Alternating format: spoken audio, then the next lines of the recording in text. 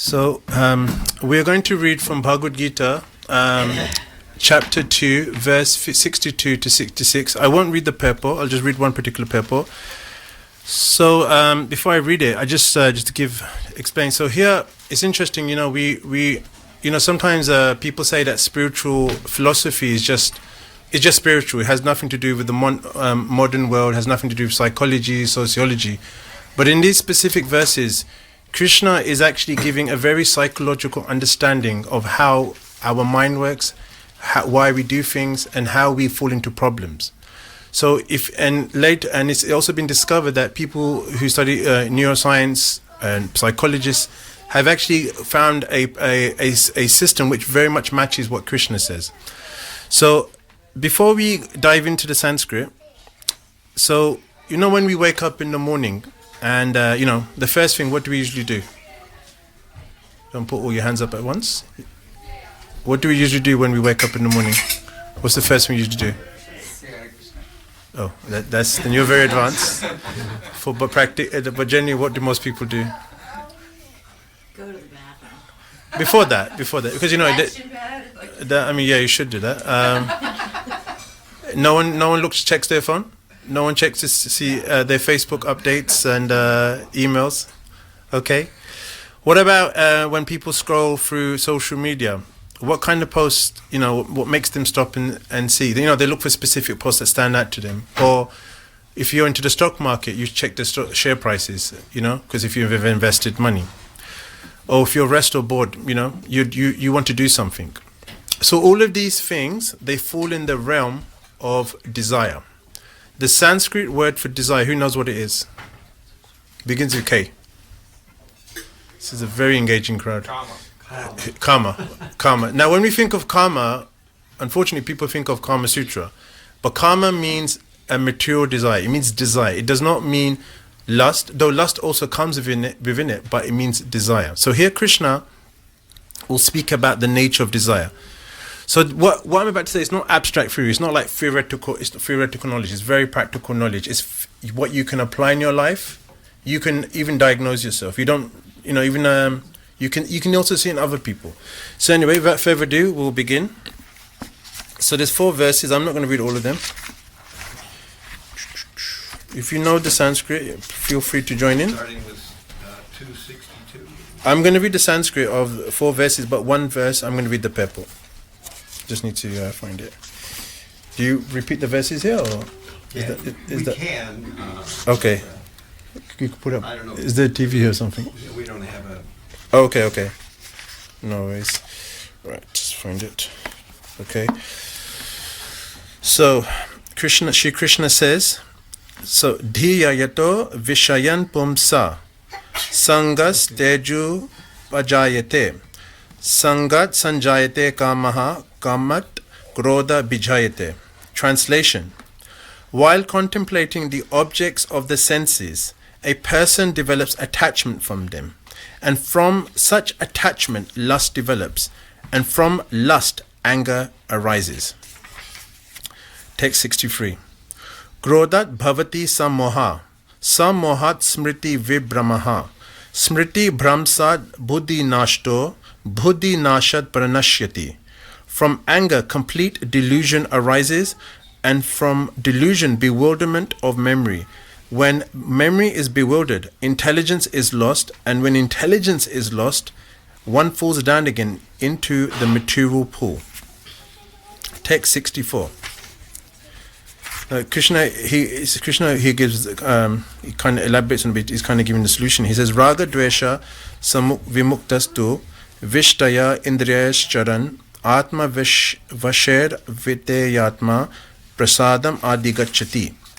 But a person free from all attachment and aversion and able to control his senses through regulatory principles of freedom can obtain the complete mercy of the Lord. Text, maybe did I miss some verse? No. Yes. Okay. 65. Prasade sarva dukhanam haner ashyopajayate prashana chetaso hya ashu buddhi prav par ya vashtithete. For that one thus satisfied, in Krishna consciousness, the freefall miseries of material existence no longer exist no longer. In such satisfied consciousness, one's intelligence is soon well established. And finally, text 66. Yeah. In text 66, Nasti buddhir ayuktasya na chayuktasya bhavana na cha bhavayataha shantir ashantasya kutaha sukham. One who is not connected with the Supreme in Krishna consciousness can have neither transcendental intelligence nor a steady mind, without which there is no possibility of peace. How can there be any happiness with peace? So I'm just going to read the purport to 62. One who is not Krishna conscious is subjected to material desires while contemplating the object of the senses. The senses requires engagement, and they are not engaged in the transcendental loving service of the Lord. They will certainly seek engagement in the service of materialism. In the material world, everyone, including Lord Shiva and Lord Brahma, to say nothing of other demigods in the heavenly planets, is subjected to the influence of sense objects.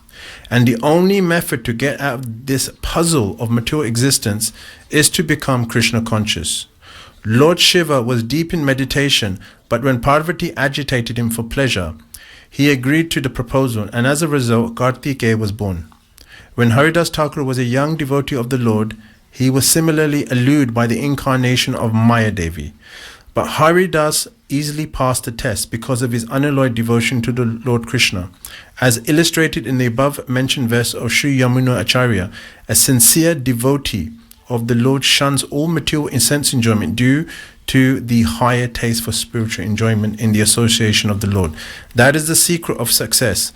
One who is not therefore in Krishna consciousness, however powerful he may be in controlling the senses by artificial repression, is sure ultimately to fail.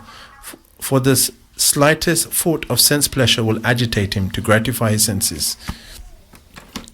Umigyantimirandasya Gyananjana Shalakaya Chaksur Unmilitam Yena Tasmai Shri Gurave Namaha Jaya Shri Krishna Chaitanya Prabhu Nityananda Shri Advaita Gadadhar Shivas Adi Gaura Bhaktavinda Hare Krishna Krishna Krishna Hare Hare Hare Rama Rama Rama Hare Hare. So we just read the verses, quite interesting. The reason why I decided to speak on this, I was in London in December. I gave a class at the Bhaktivedanta Manor. And it was a class, I don't know if all of you have read the Bhagavatam, but there's a pastime in the Bhagavatam where there's someone called Diti, and she approaches her husband Kashyap Muni. Kashyap Muni is a Prajapati. He populates the universe with different species. So anyway, so one of his wives, Diti, desires to have children.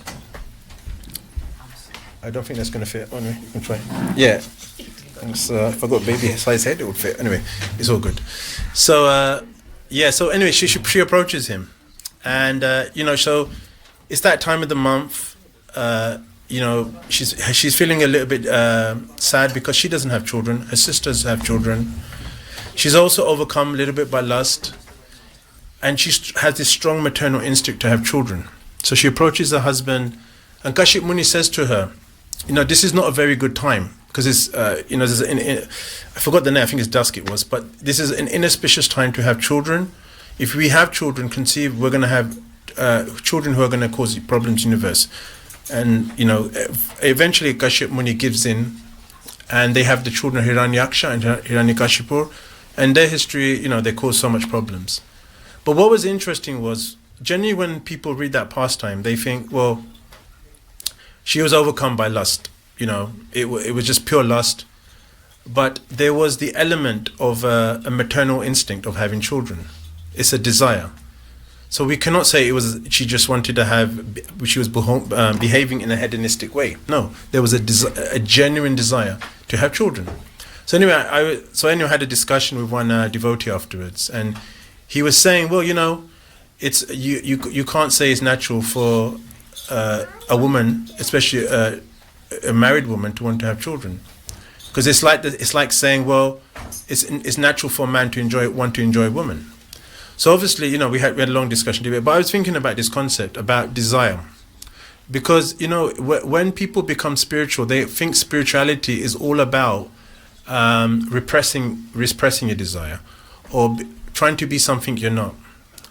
And imagine like New Year's Eve. What's the number one resolution we make for ourselves? And we generally fail within 30 days. To eat right. What's that? To eat right. No, join the gym. Join the gym.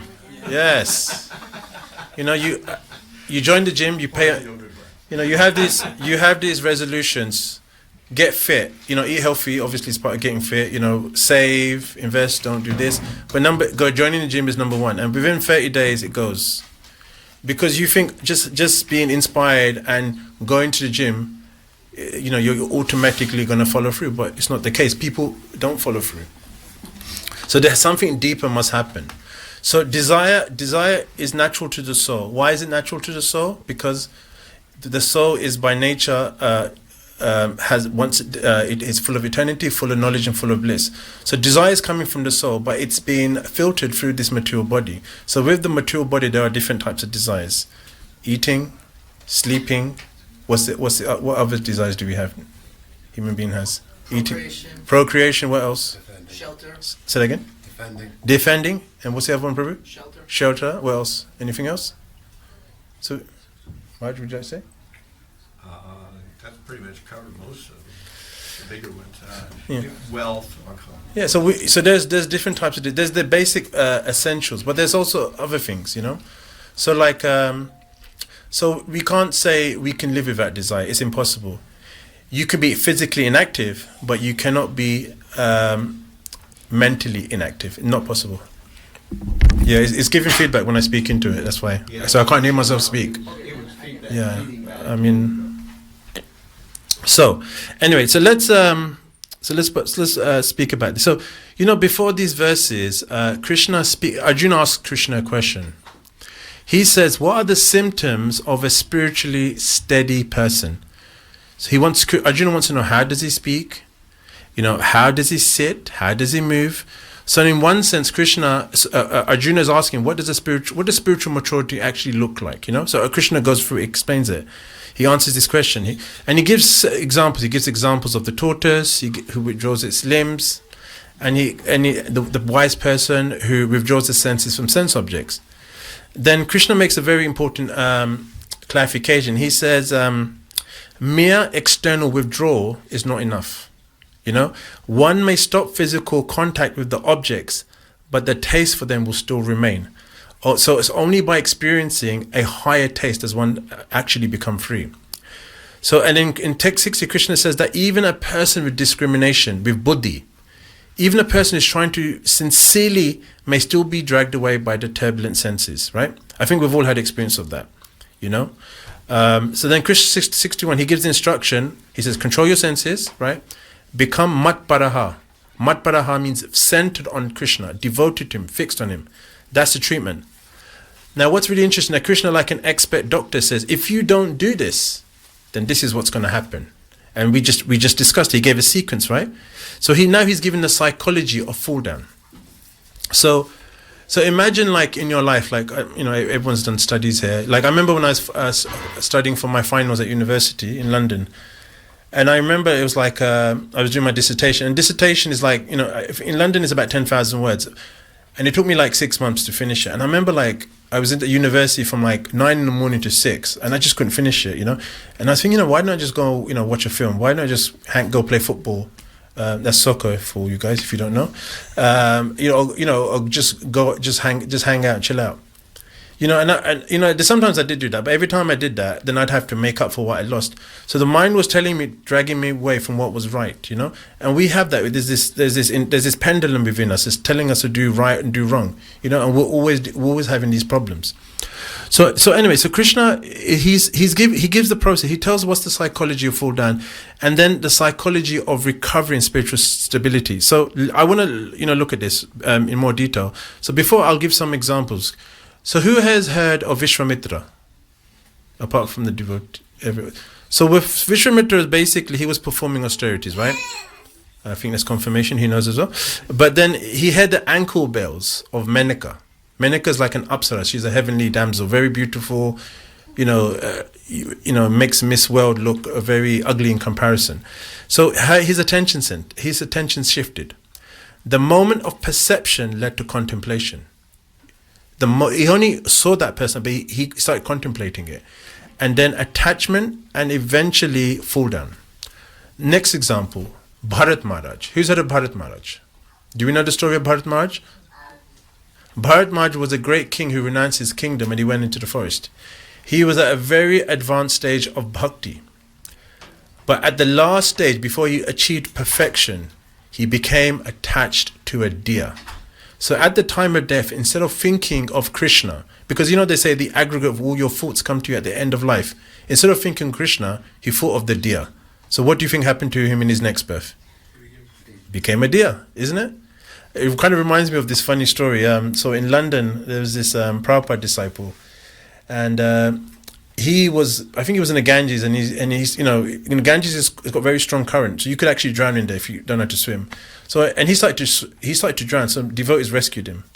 So they said, "Did you think of Krishna?" He said, "No, I didn't think of Krishna." So they said, "What did you think of?" And he said, "I thought of this advertisement in my childhood of this washing up liquid. It was called Fairy Liquid. And, it's a liquid detergent used to wash dishes. And there was this song to it. I mean, you probably don't know. If you're not, maybe there's some devotee here who knows from England. But there was a song to it. It was quite catchy. I remember it in my childhood. And he said, I thought of that. So devotees were like, well, then that means you're going to come back as a plastic bottle in your next life if you would have died. But imagine just hearing something, contemplating something. It's so strong that it came to the forefront at the test of his life. So we should be very careful what we see and what we think about. So Bharat Maharaj he was attached to a deer and he fell down. So this principle is very universal. Whether one is a yogi, a king, a beggar, it is contemplation of the senses. Objects occur without connection to Krishna, the same sequence unfolds. So let me just go through it again. So what does it begin with? It begins with contemplation. What's the next step? Attachment develops. What's after that? Huh? Karma, yes, desire, craving. What's after that? When it's not satisfied? Anger. And after that? Greed. Not greed, though that's one of the three gateways to hell. After anger, delusion. And after delusion, smriti vibram. Smriti vibram, what does that mean? Bewilderment of memory. And after that, bewilderment memory comes buddhi nash. Destruction of intelligence. When we think of intelligence, we think of arithmetic knowledge. We think of, being having a genius IQ. But that's not what buddhi means. Buddhi means discernment of right and wrong between spirit and matter. That is the highest application of knowledge, the highest application of intelligence. Because I know someone in England. He knows 10 languages. He takes 6 weeks to learn language. He's a tutor as well. But then when it comes to common sense, being street savvy, he has none of that. So if he was in a challenging situation, you wouldn't know what to do. So now I was thinking, what is the point of learning all these languages when you don't have basic common sense? You don't have logical thinking. You don't have awareness. So true intelligence is buddhi, is discernment, right? So the entire chain, it doesn't begin with action. It begins with a simple thought, a thought which sets off a chain reaction. Now, I'm sure you probably remember something in your life where a simple thought had a chain reaction, whether good or bad. Like I for example, it could be someone like, I remember like when I was in school, because I went to school in the 90s in London. I remember this guy, he came into school and he had all these designer clothes in. This was a time before people heard of Italian clothes. And I remember thinking, wow, I want that. And these clothes were very expensive, So then I thought, and then I started thinking about it more and more and more. And then I started making plans to get it. And I eventually got it. But then what happened after a few years? The clothes didn't fit anymore. Because Italian clothes are quite fitted if you've bought them type of clothes. And then, then my dad has this thing, he's very much into recycling. If you don't wear it, if you don't use it, he just throws it out or gives it away. So then thousands of pounds, just went overnight. So the thing is, it all started with a thought. Someone wanting to be working in finance, someone wanted to start a business. The basic seed is thought. So you do not underestimate the power of a thought. Now, some thoughts are good, some thoughts are bad, but it all starts with a thought. Okay, so modern society actually exploits this. You go to Times Square, you see all these advertisements. And over the years, advertisements have become they use the element of sex, they use the element of greed to entice you, and then you start thinking about it. Like, I remember there was this advert. It was in the 90s as well, actually. Everything happened in the 90s. But there was this guy. He was very mediocre looking, didn't have any style, didn't have charm, and he got this deodorant. It was the deodorant was called Lynx. He started spraying on himself, and he started to walk the street. So then, what happened? All these angels started falling from heaven onto the ground. They gave up their wings. They started chasing him. All these beautiful angels. And so the idea was, if you put on this deodorant, you will also become like that, successful. Obviously that's not true, but and people think like that, especially if you don't use your intelligence. So they started, to entice you to buy this, or if you buy expensive clothes, or if you have a fancy car or fancy whatever, you will get something. Sorry? Did you ask a question? Okay, someone said something. Okay. Yeah. Okay. So all these thoughts, all these things are designed to capture us, to entrap us.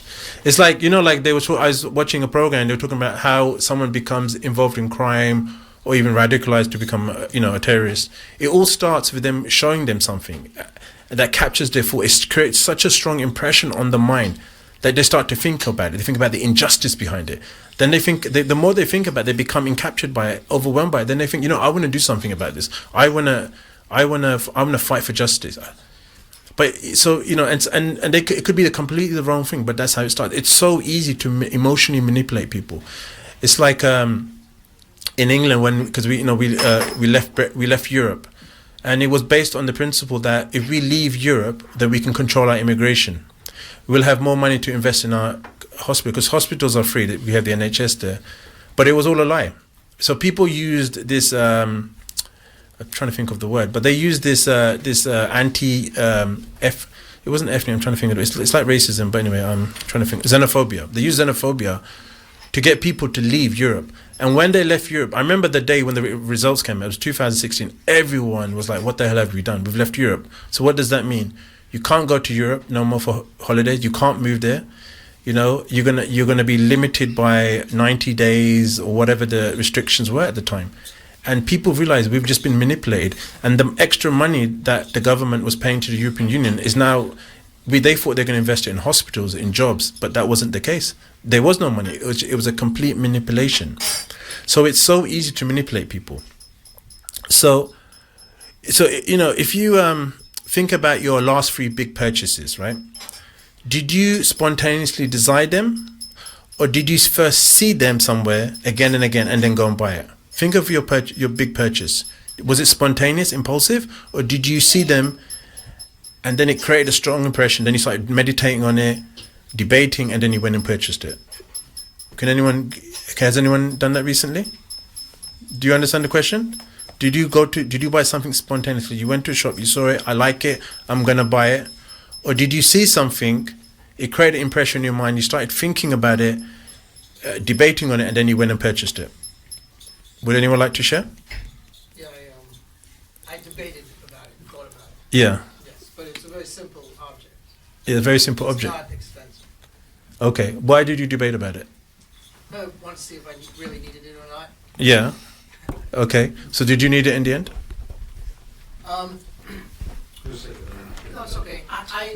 So that when people sorry.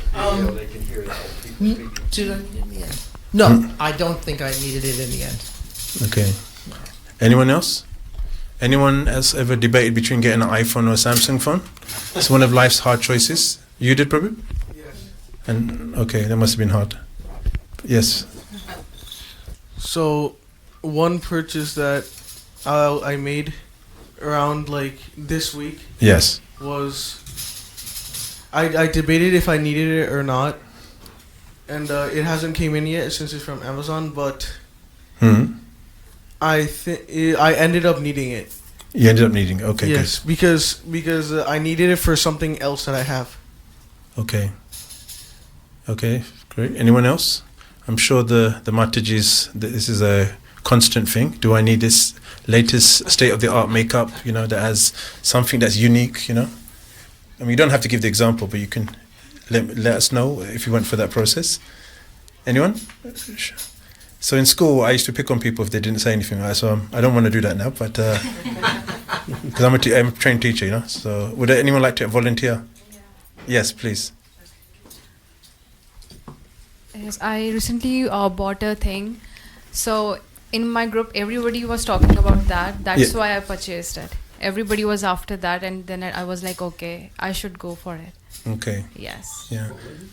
No, I said you don't have to say the thing because we don't want people to feel uncomfortable. So have you ever seen when you go? Yeah. Have you ever seen when you go to certain shops? I mean, I haven't really seen it here, but in England, when you go to the gas stations, well, we call it petrol stations, you go to the counter to pay your petrol, and they have something that's not related to what the petrol station sells, and it's like you end up buying it impulsively, right? I remember I ended up buying I bought this it was this flashy torchlight. It was a very small one, but it was very loud, very bright, sorry. And I didn't really need it because I had a torch in my house, but I was thinking this looks so cool and it's small. And it was quite expensive, but it was impulsive. I didn't really need it. So then afterwards I started feeling bad. I think, why did I buy this? This was a waste of money, But that's what impulsiveness does. Now, but with other things, because I'm going to have to buy a new iPad soon because I need it for work.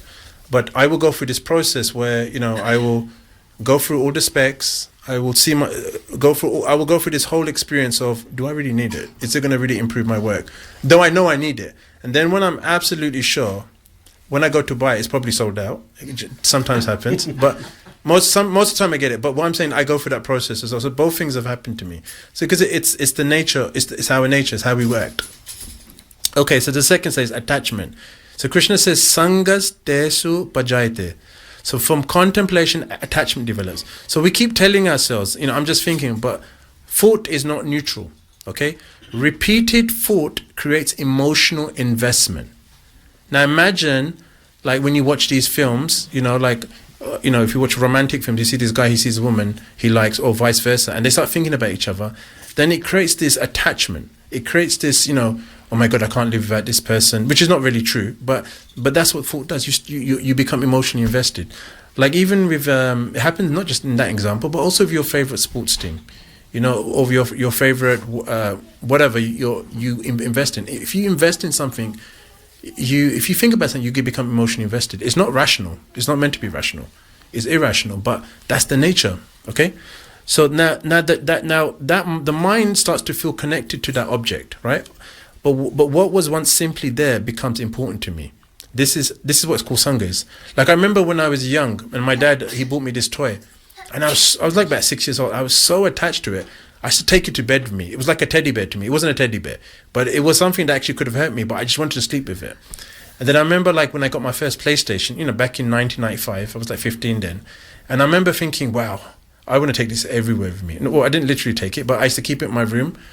And then when I came home, I used to play. I was so attached to it. I remember spending 8 hours playing this game. And I was so absorbed in it. I was like, wow, this is the best thing ever. It was actually my final year of my exams. You do exams at the age of 16, but that's what happens. It becomes part of your identity, just like cars, designer clothes, jewelry. Okay, so the object is no longer just an object in the world. It becomes part of your inner life. Okay, so we can see this in ordinary relationships. So then the next stage is karma, craving. So Krishna says sangat sanjayate kamaha. From attachment comes karma.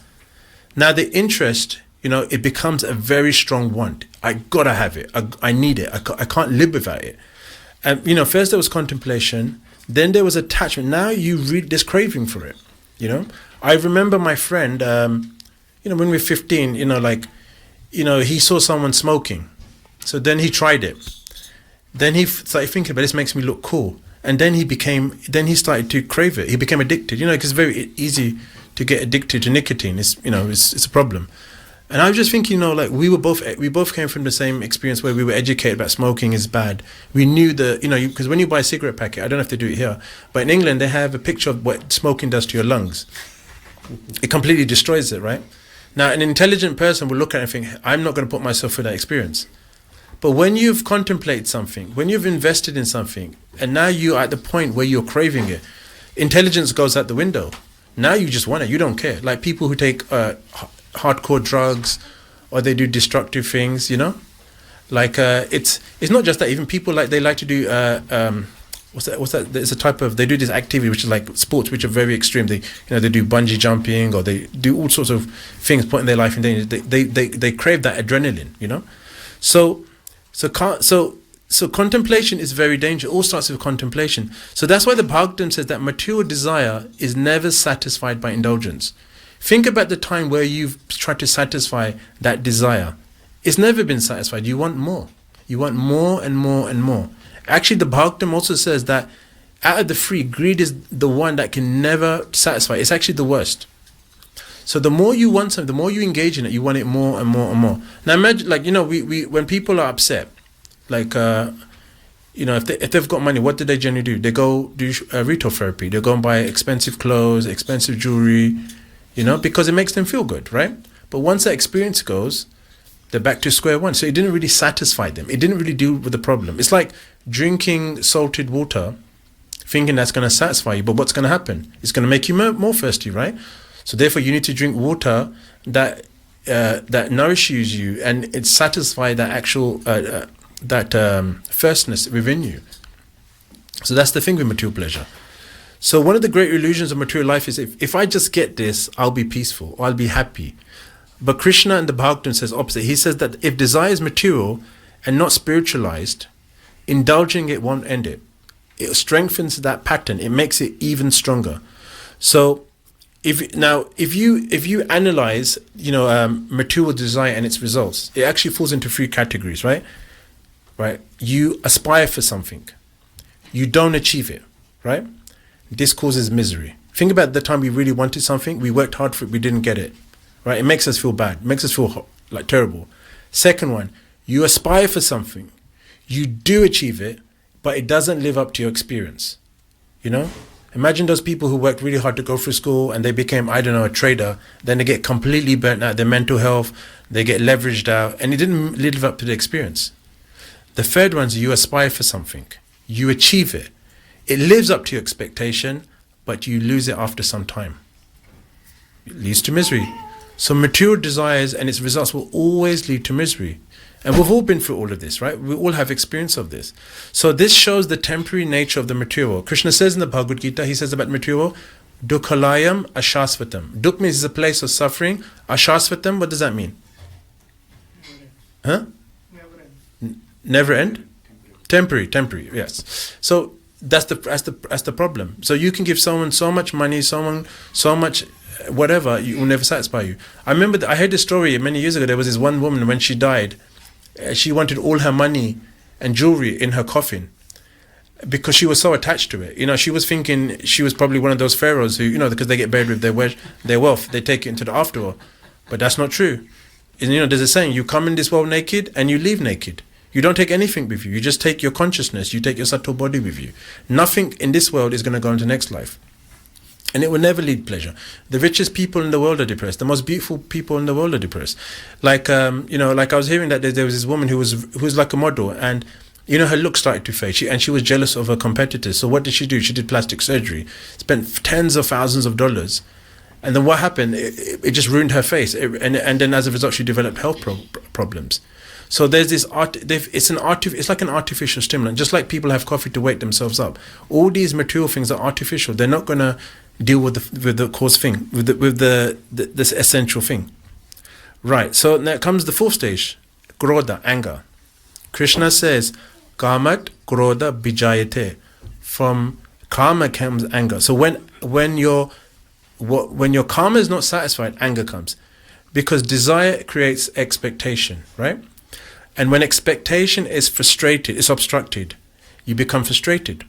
That frustration becomes anger. I want something blocks me, someone blocks me. We've all had that, like we're trying to do something and someone gets in the way when we're driving. You're in my way, and we get really angry, right? Has anyone had a bit of road rage?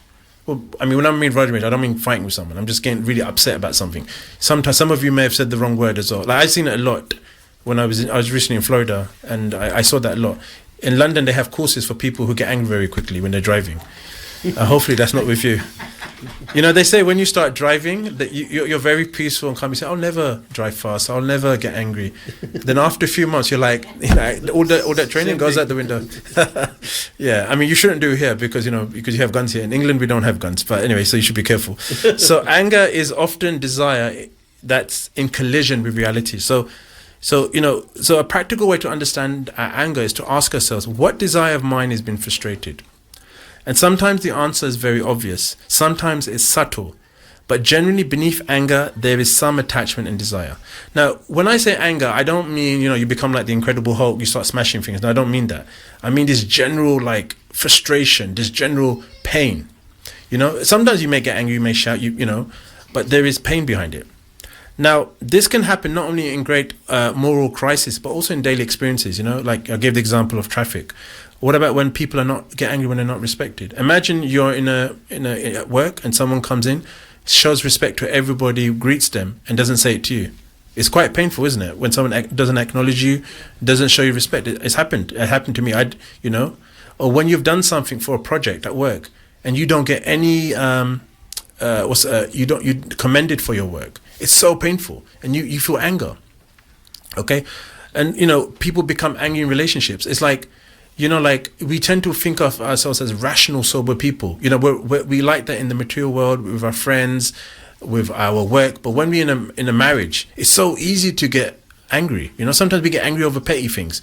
Or you forgot to buy the tomatoes, or you forgot to record my favorite program, or you didn't get me this for my birthday. Stupid. We become like children. It happens a lot in marriages. So like we used to have this saying, when like two friends are arguing, we'd say you're arguing like if you're husband and wife, because the most pettiest arguments are genuine marriage. This is what I've seen and experienced. Okay, the fifth stage, sammoha. What does sammoha mean? Begins with D. Delusion. Krishna says from anger comes delusion. Once anger enters, perception becomes distorted. When people become very angry, then it takes the next level. Some people smash things. Some people, like I've seen it in New York when I'm there in the train. Like one guy will get angry and he won't care, and he'll start either hitting people or attacking or just screaming like crazy. He doesn't care he's about to be arrested. He doesn't care at that moment because he's just so consumed by that it completely overrides his rational thinking. So the person is no longer able to see with clarity, and his anger, it narrows his consciousness. It exaggerates, it oversimplifies, it binds him. So at this stage, we're no longer at the point where we want something. We've become mentally disoriented, right? We interpret situations wrongly. We justify ourselves. We lose proportion. We lose perception and clarity of thought. This is why people anger say and do things they later repent. We've always said things in our anger, and later on we were like, why the hell did I say that? Why did I do that? That was so stupid of me, Like I remember, like I was playing football, and with soccer, for those who don't know. And I remember like we lost the game. And I remember getting so angry and kicking the ball, and it went in someone's garden. And I was like 13 at the time because I was so passionate about the game. And then the person whose ball it belonged to said, "Now you need to go and get that football because the garden it's gone into, because it was near my house, she doesn't give the football back."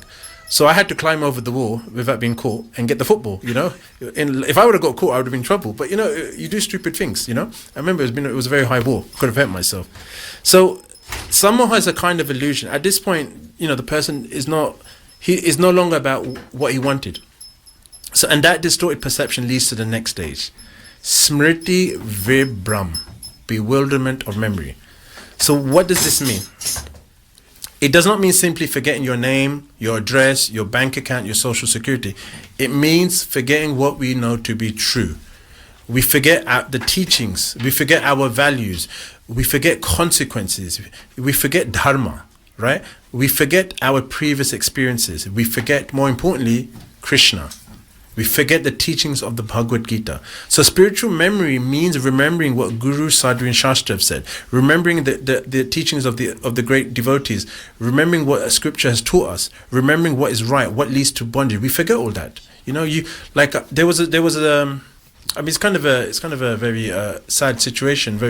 But there was this man who had an argument with his wife, and his wife, arguments happen, and then it actually happened in India. Actually, I heard it in India, and he got so angry because he couldn't defeat his wife in debate, and she was always making him look bad. So he picked up his child and he jumped off his high-story building, committed suicide. But he didn't. For that moment, it was all about how he felt. But he didn't think about the consequence. He took an innocent child with him. And there was another case in England like that as well. I remember about 20 years ago. But this is what it does. People do crazy things. We forget. We become so bewildered. We forget our purpose. So when the mind becomes deluded, the memory becomes clouded. And even if we heard good instructions, we just can't act on it. They're not available in that moment. So like that's sometimes when you try to reason with someone who's very angry, it's very difficult. So you have to calm them down in a different way. You have to try to relate to them. Try to maybe even validate what they're experiencing, and even if what they're thinking is wrong. Say, you've got a point there. I'm trying to understand you. That's why empathy is so important. We all value empathy. We want everyone to understand our point of view. So spiritual practice.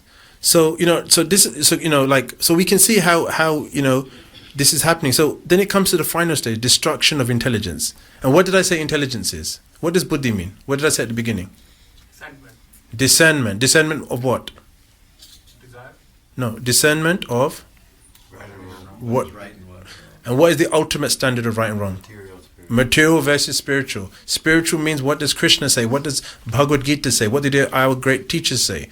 And what does matter is engaging in mind, forgetting your identity, engaging your senses, completely losing the plot. So that is the ultimate application of buddhi. Buddhi means discernment. It doesn't mean arithmetic knowledge or knowing dozens of languages. So it means discriminative, being discriminate. Imagine being in a challenging situation. You want to have a cool head. You want to be able to think through it. Think about all those people in the military, like special forces. They go into a dangerous situation. They don't just go with their guns, start shooting anywhere and everywhere. They're very strategic. They go after specific objects, specific targets. And they don't do more than necessary. They do exactly what is essential to that situation, and they get out. Just like a doctor, he doesn't cut anywhere and everywhere. He makes an incision in the right place in your body in the right time. So I think it was Aristotle. He also said that, maybe you may know the quote, but he said something like, to say the right thing at the right time, in the right way, and there's more to it, but is intelligent. Do you know the quote, Marj? No, I don't. That one I've never. Yeah, so he said something like that. But there's many layers to it. There's many variables to it. But to do that, it takes a lot of. It's not just you do it randomly. It's something you have to cultivate. It's character. It's memorizing what Krishna says. So then the final stage is fall down. He said this is the visible collapse. The person may lose his spiritual standing, moral steadiness. He may lose his freedom. So Krishna's point here is not to tell you this to depress you, because he says the fall down actually begins much earlier. So if it begins much earlier, he's telling you can stop it right at the beginning. What does it start with? It starts with your thought, contemplation. Okay, if you can catch it there, then you can control what happens afterwards. So So if you think about it, the process of a Krishna consciousness and the teaching of the Bhagavad Gita, it's preventative and curative. It prevents it from happening, and if it does happen, you can still cure it, because Krishna gives us this symptom. So there's a story of in the Bhagavatam. It's quite interesting, of a king called Yayati. So he's kind of like how can you say? He's kind of like this, this large-scale experiment on the. It's kind of like, can indulgence every truly satisfy desire? If you think in the ultimate. So he was a king. He had unlimited opportunity for sense gratification. Whatever you think he could do according to the standards of the time. He extended his youth and power.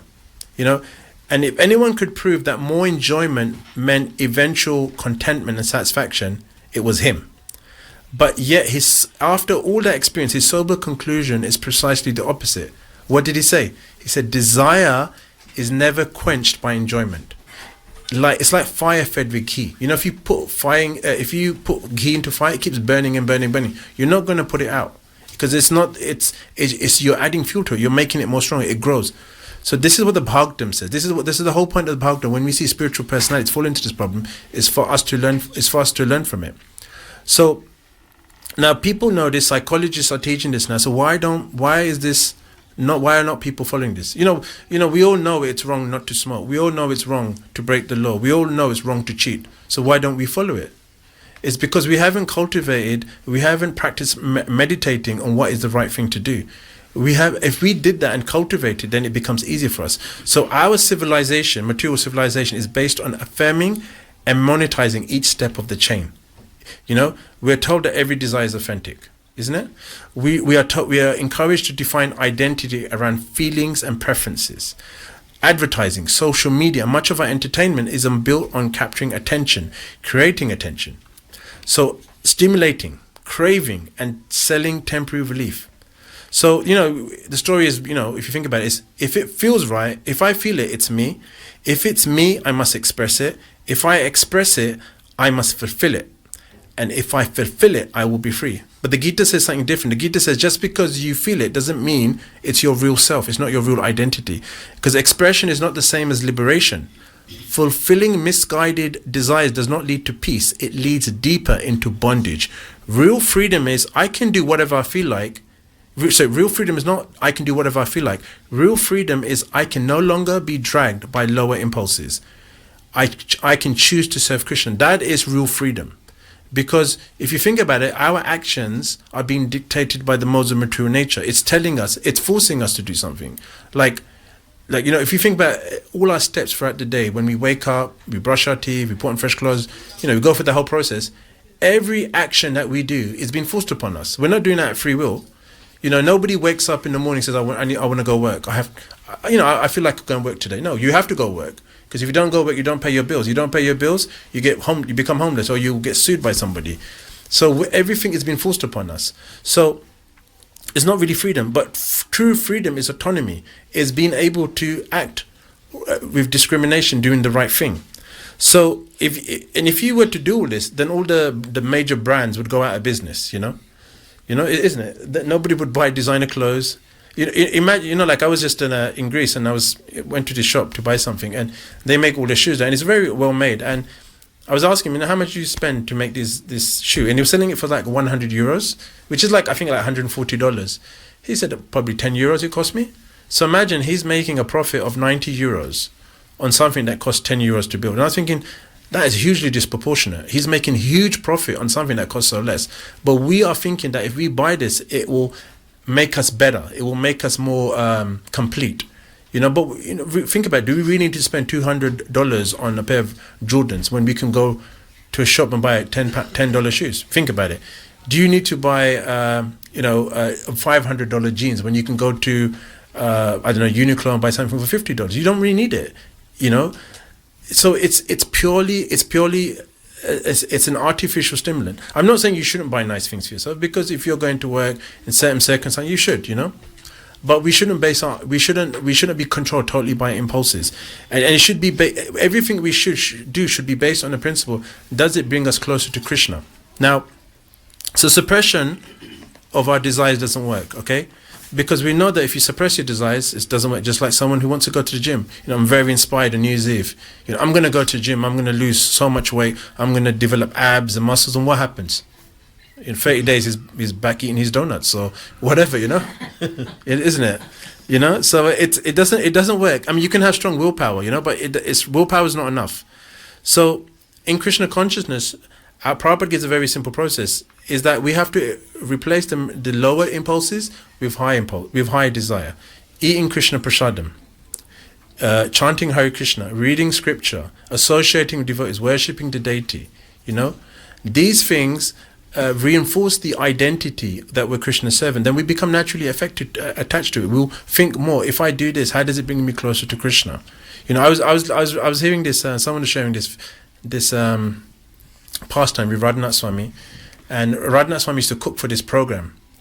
So he was giving it to this university program, and there was a priest, not a Christian priest, and he said, I tried to make the dish you're making, but it doesn't taste like the way you make it, and I'm using every ingredient is the same. So what are you doing that's different from me? And Radhanath Swami said, I'm offering it to Krishna. So then he trained them like, this is how you offer it to Krishna. And then he did it. He said, I've done that. Now it tastes exactly how you make it, So it's consciousness, right?